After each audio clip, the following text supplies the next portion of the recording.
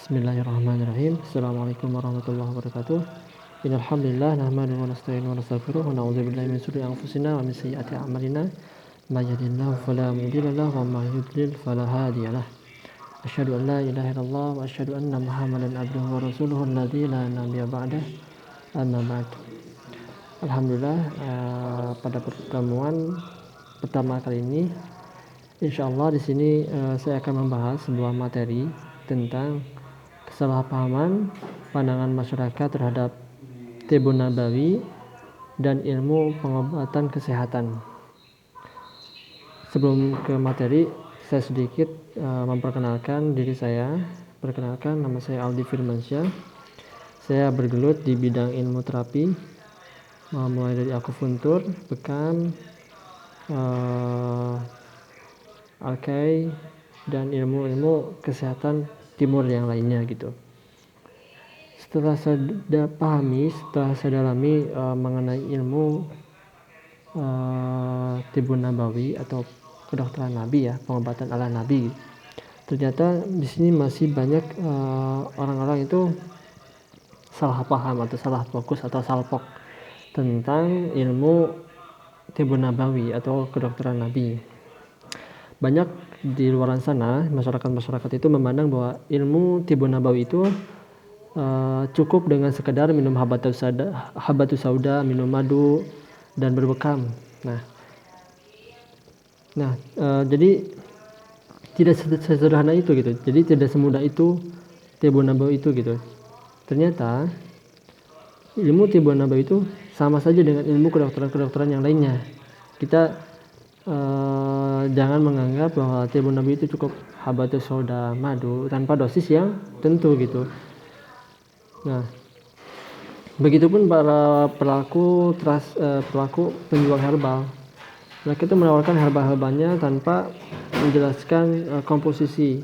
Wah, ini tanpa menjelaskan komposisi seperti, wah ini gak apa-apa minum aja yang banyak, makan aja yang banyak, karena ini tidak ada efek samping. Nah, itu pemahaman yang keliru di masyarakat, bahwasanya makanan apapun, obat apapun itu tidak boleh dimakan secara berlebihan. Seperti mungkin yang saya tahu bahwa kulu washrobu la tusrifu, makanlah dan minumlah dan janganlah berlebihan. Nah, itulah salah konsep dasar Tibbun Nabawi sebenarnya yang diajarkan oleh Allah Subhanahu wa taala langsung gitu. Jadi apapun obatnya, apapun makanannya, tetap itu tidak pernah berlebihan. Itulah yang menjadi dasar bahwa makan aja sudah harus didosis, apalagi dalam ilmu pengobatan, ilmu kesehatan seperti itu. Itulah salah satu contoh kesalahpahaman pandangan masyarakat terhadap Tibbun Nabawi gitu. Jadi Tibbun Nabawi itu kita bisa samakan saja seperti ilmu-ilmu kedokteran yang lainnya gitu. Cuman karena keterbatasan ilmu, terus keterbatasan ilmu kita, dan juga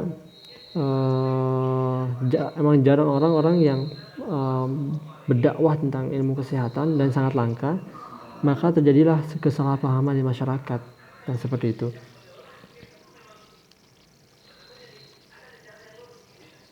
Nah, seperti hadis tentang berbekamlah kalian di tanggal 17, 19 dan 21. Nah, itu memang benar-benar sunnah, itu memang benar-benar dianjurkan oleh Allah Subhanahu wa taala dalam hadis. Namun, jikalau orangnya tidak cocok dibekam, kondisinya lemah, nadinya kurang, mukanya pucat, itu bukan jadi pahala sunnah. Namun, jikalau kita praktekkan bekam terhadap orang yang seperti itu, yang jadi adalah haram. Kenapa jadi haram? Karena ketika kita memaksa bekam terhadap orang-orang yang lemah, orang-orang yang tidak cocok sesuai diagnosis, sesuai dengan diagnosa, itu akan menjadi parah, akan menimbulkan sebuah madarat bagi si pasien gitu. Memang itu hadisnya menganjurkan, tetapi kalau kita mempraktekkan secara keliru, hanya berpaku terhadap hadis itu saja, itu sangat keliru bagi saya. Nah, dan juga seperti obat-obatan yang lain juga. Kadang para herbalis itu dengan mencampur semua ramuan herbalnya itu dengan ditambah madu atau habatus sauda, dan itu udah menganggap bahwa ini obat ini bagus buat segala penyakit. Nah, tidak seperti itu juga. Kita harus sesuaikan dengan kondisi setiap orang. Karena setiap orang itu memiliki kebutuhan yang berbeda-beda setiap orangnya gitu. Kita tidak bisa samakan antara orang A dan orang B, karena ada beberapa tipe ya. Kalau dalam ilmu akupuntur itu ada orang yang tipe yin dan tipe yang, dimana orang itu orangnya lagi panas maka dia butuh didinginkan. Ada orang yang kondisinya lagi dingin maka dia butuh dipanaskan. Nah, sedangkan herbal habatus sauda itu sifatnya panas. Jikalau itu dikasih terhadap orang yang udah memiliki tubuh yang panas, maka itu akan menjadi panas yang membara gitu. Seperti itulah. Maka konsepnya itu adalah konsep keseimbangan. Jikalau orang itu kuat, maka lemahkan. Jikalau orang itu lemah, maka kuatkan. Sebenarnya simpel. Cuman tinggal dosis dan diagnosa yang harus kita pahami itu. Jangan sekedar ini obatnya herbal tanpa, jadi ini obat herbal, jadi pemahaman kita itu kalau obat herbal itu tidak ada efek samping. Itu pemahaman yang keliru. Banyak orang-orang yang contoh ya, ada herbal yang sering dipakai di masyarakat seperti daun salam, itu bisa menurunkan darah. Nah, karena pemahaman yang sangat awam, harusnya secara kedokteran, secara herbalis itu cuma beberapa helai saja memasukkan daun salam itu untuk direbus. Kadang masyarakat di pedesaan atau di perkampungan itu kadang sampai 30 helai atau sampai sekeresnya gitu. Makanya bukan kesehatan yang didapatkan, tapi malah penyakit itu. Yang awalnya memang bisa menurunkan tapi jadi turun banget itu, jadi drastis karena tidak ada komposisi, tidak ada dosis yang diterapkan di situ. Oke.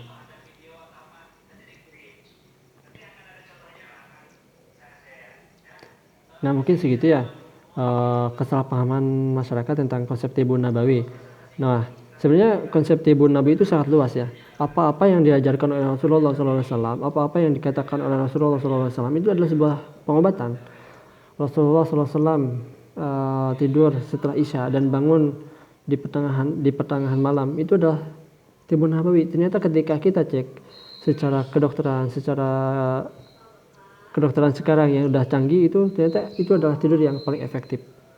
Dan Rasulullah SAW itu tidak pernah makan siang. Ternyata secara ilmu kesehatan akupuntur atau ilmu kedokteran timur, itu memang jikalau kita makan dalam keadaan panas terik atau sekitar jam 11 sampai jam 1 itu akan membuat jantung lemah, karena memang pada jam 11 sampai jam 1 itu adalah di mana jantung itu lagi membara-membaranya gitu.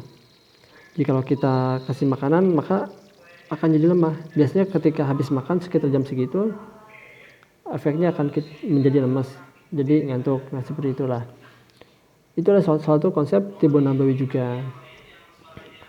Banyak apa-apa yang dilakukan Rasulullah SAW itu adalah Tibun Nabawi, maksudnya ilmu kedokteran itu ya. Seperti bersiwak, seperti berwudu. Nah, itu atau tidur berbaring, posisi